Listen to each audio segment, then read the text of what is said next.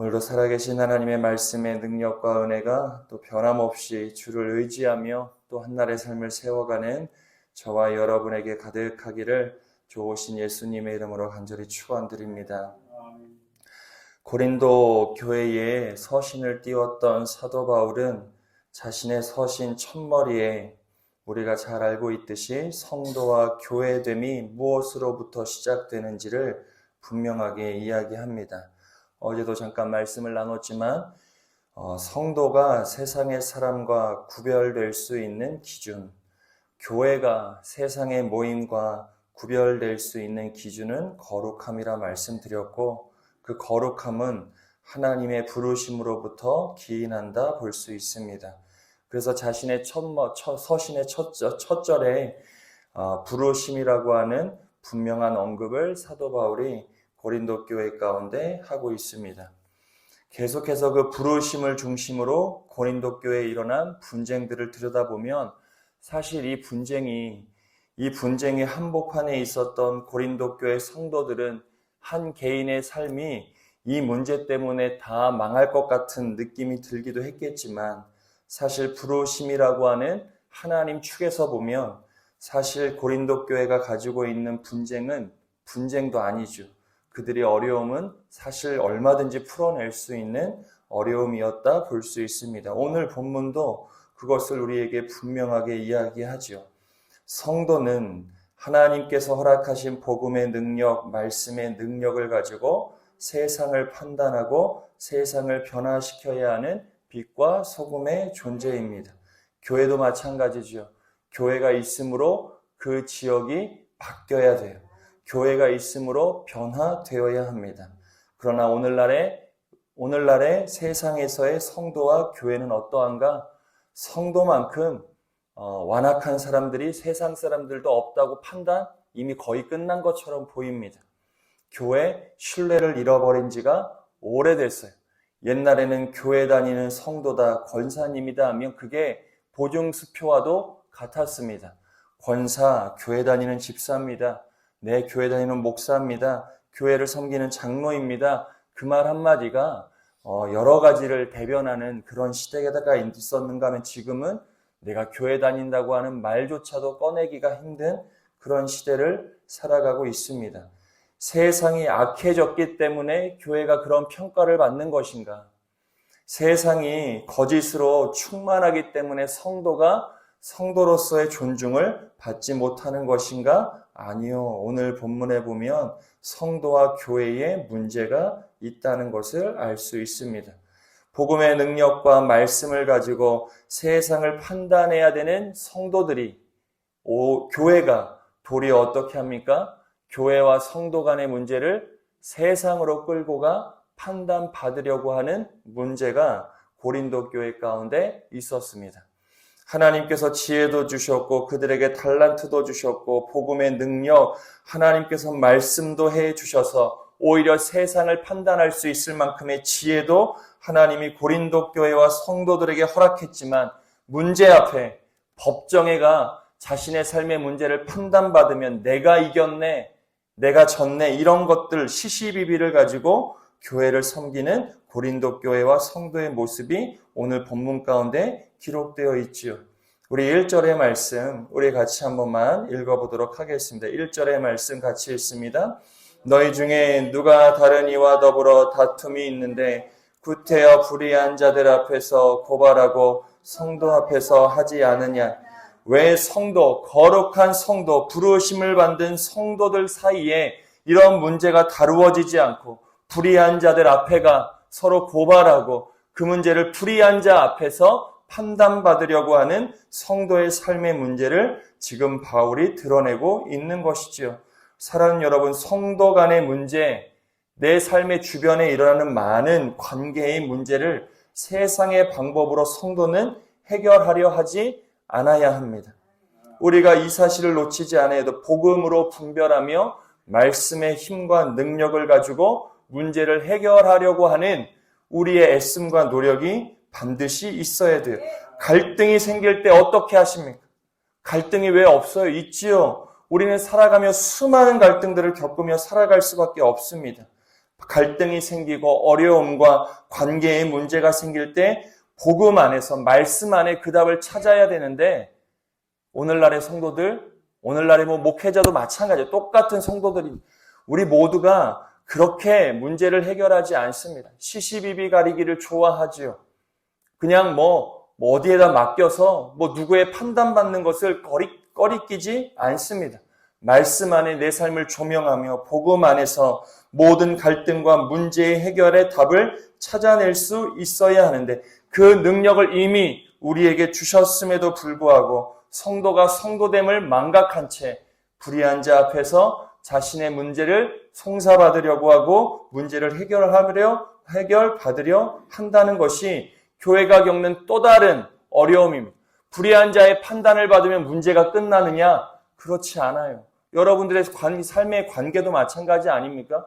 세상의 법정에서 땅땅땅 법원에 판결이 주어졌다고 모든 갈등이 깨끗하게 치료되더냐? 아니요. 그때 문제 또 시작됩니다.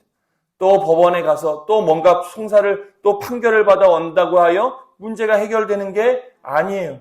지금 바울은 그걸 분명하게 너희들이 수많은 방법으로 불의한 자 앞에 고발하여 서로가 재판하고 서로가 뭔가 그렇게 시시비비를 가렸건만 너희의 교회 가운데 문제가 해결되었느냐? 그렇지가 않다는 겁니다.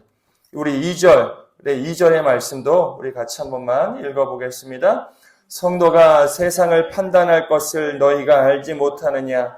세상도 너희에게 판단을 받겠거든 지극히 작은 일 판단하기를 감당하지 못하겠느냐? 분명히 얘기하죠. 성도가 세상을 판단하고 세상을 분별하며 세상 가운데 하나님의 나라를 일구어 가야 하는데, 세상 가운데 자신의 삶을, 부르심받은 성도의 삶을 판단받으려 하는 그것 자체가 문제가 된다는 것을 분명하게 이야기하는 것입니다.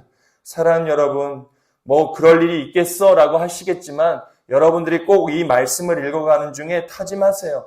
내가 살아가는 한 내가 세상 가운데 내 삶을 판단받는 일이 없을 수 있도록 주여 나에게 복음의 능력, 복음으로 충만해질 수 있도록 인도하여 주옵소서. 그 충만함이 우리에게 있어야 돼요. 왜 문제가 생기면 세상 사람들도 하지 않는 방식으로 성도가 그 문제를 다루어 내는 것. 세상 사람들도 그렇게 하지 않는 일을 교회가 할 때가 있어요. 세상 사람들도 그렇게 하지 않아요. 세상 사람들도 그때는 눈 감아 줍니다. 그때는 이해해 줘요. 그때는 지나가 줍니다. 근데 성도가 그걸 기다리거나 견디지 못할 때가 있어요. 우리가 그 문제 앞에서 우리가 다시 어디로 회개해야 되느냐? 그 문제가 아니라 내가 지금 복음으로, 말씀으로, 내가 부르심으로 충만한가를 성도는 늘 점검할 수 있어요. 고린도 교회 모든 문제의 근원은 고린도전서 1장 1절에서 사도 바울이 언급했던 부르심이었어요.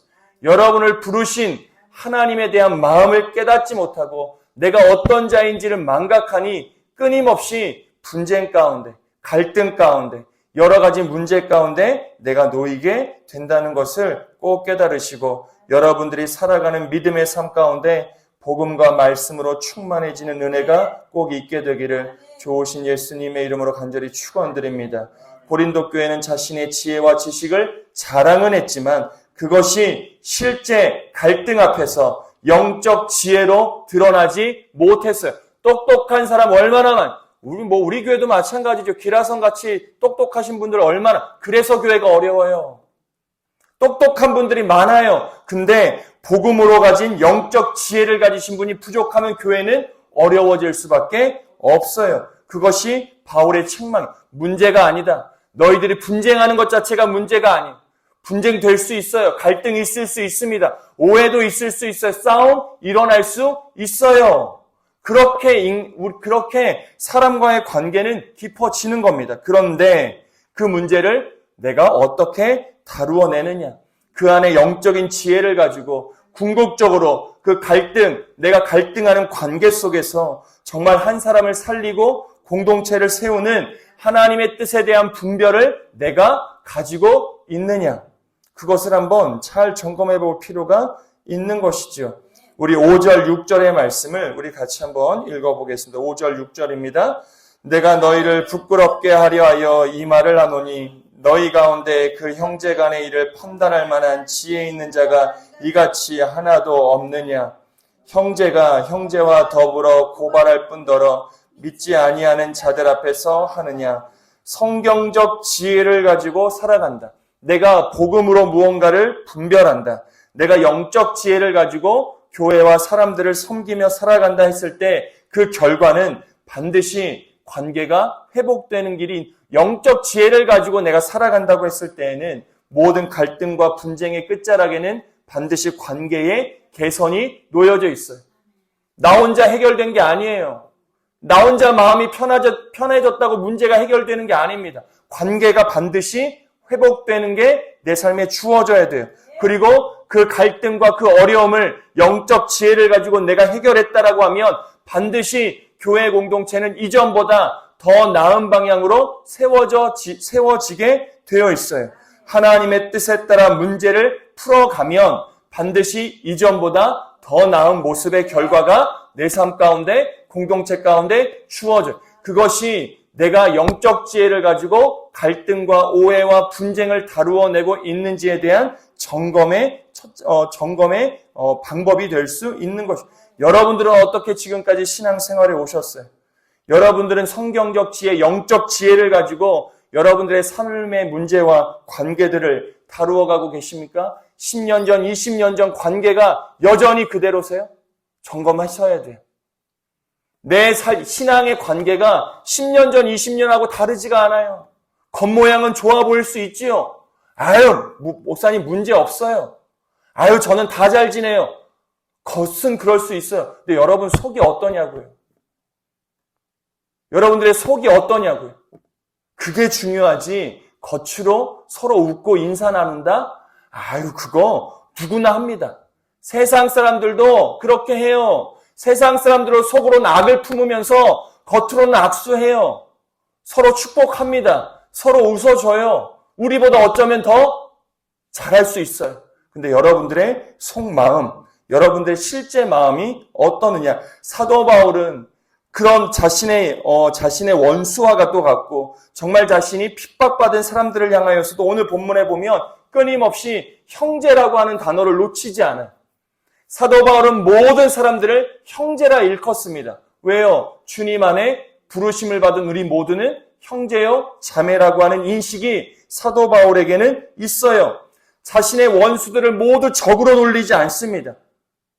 반드시 회복되어야 될 나의 형제로 사도 바울은 모든 관계를 바라보고 있더라는 거예요. 모든 사람이 형제예요. 나와 함께 하나님의 나라를 일구어 가야 할 거룩한 하나님의 형제가 사도 바울의 인간관계의 맨 밑바닥에 있는 전제였어요. 오늘날의 교회가 때로는 이단도 많고 여러 가지 경계해야 될 사람들이 많다 보니까 얼마나 이 경계선이 철저하게 쳐져 있는지 모릅니다. 너가 어떤 사람인지 내가 검증해 봐야 돼. 성도에게 그런 마음이 있어요. 내가 너를 좀 검증해 봐야겠어. 시간이 좀 지나봐야 내가 너를 알지. 그런 경계를 가지고 관계를 맺어갈 때가 있더라. 그런데 한번 곰곰이 생각해 보세요.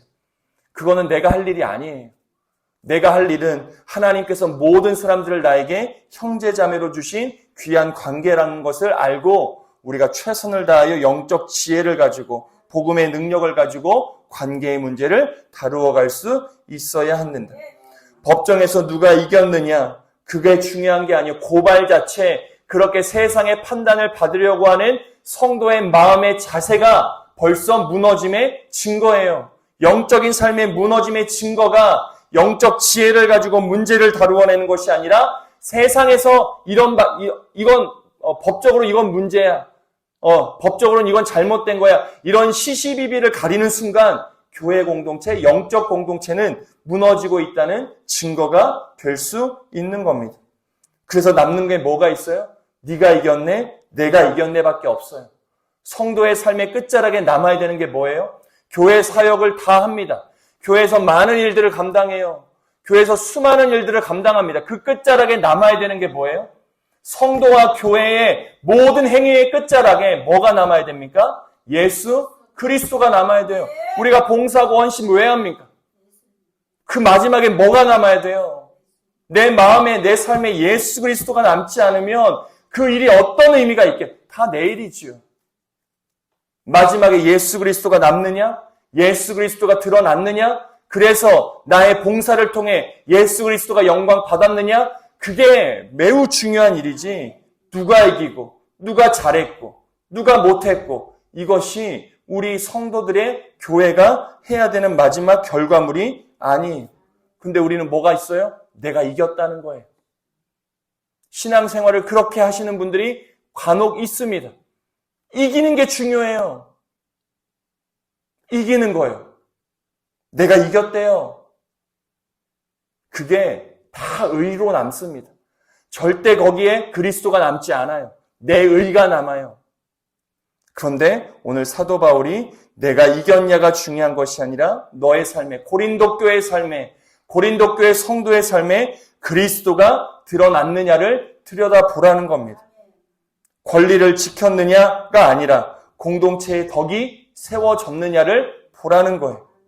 여러분들의 갈등, 여러분들의 어떤 문제, 거기서 영적 지혜를 가지고 여러분들의 어떤 문제를 다루어 가고 복음으로 무언가 문제를 다루어 갈 때 그 끝자락에 그리스도가 드러났느냐, 공동체의 덕이 세워졌느냐, 그렇게 내가 오늘 신앙하고 있는지를 이 고린도전서 말씀을 읽어가며 꼭 점검하세요.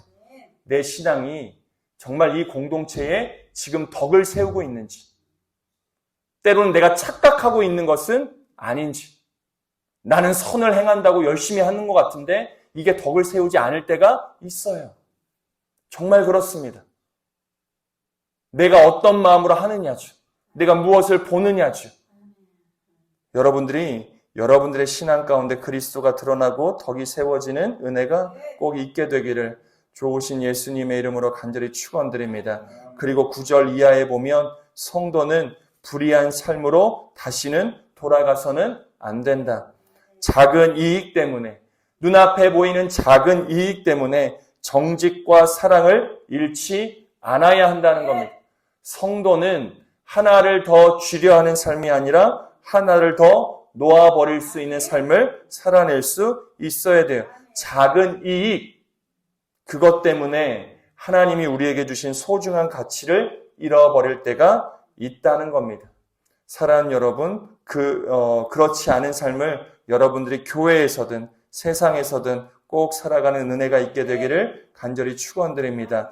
그렇게 쭉 이야기하며 너희가 그렇게 살아갈 수밖에 없는 것, 어제 본문과 동일하게 11절에 이렇게 결론 맺지요. 우리 11절의 말씀을 같이 함께 읽겠습니다. 너희 중에 이와 같은 자들이 있더니 주 예수 그리스도의 이름과 우리 하나님의 성령 안에서 씻음과 거룩함과 의롭다 하심을 받았느니라. 성도의 새로운 정체성에 대해 이야기합니다.